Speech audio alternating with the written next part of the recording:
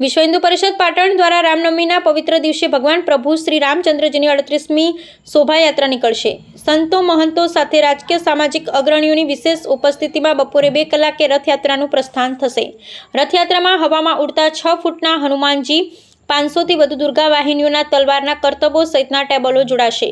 શોભાયાત્રા સહિતના ઉત્સવમાં ઉપસ્થિત રહેનારા રામ ભક્તોને 500 કિલો પ્રસાદીની સાથે સમરસતા રૂપી રામ ખીચડીનો પ્રસાદ વિતરણ કરાશે। શોભાયાત્રાના માર્ગ પર શહેરી સેવાકીય સંસ્થા દ્વારા 45 સેવા કેમ્પો ઊભા કરાશે।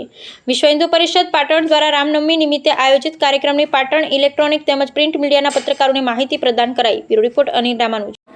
જય શ્રી રામ। હું જીતેન્દ્ર ઠાકોર, વિશ્વ હિન્દુ પરિષદ જિલ્લા પ્રમુખ પાટણ।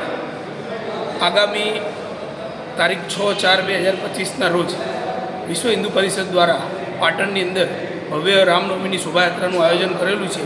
આ શોભાયાત્રા 12:39 ગામ રામજી મંદિરથી પ્રસ્થાન કરશે, જેમાં પૂજ્ય સંતો ઉપસ્થિત રહેવાના છે અને સંતો દ્વારા એનું પ્રસ્થાન થશે।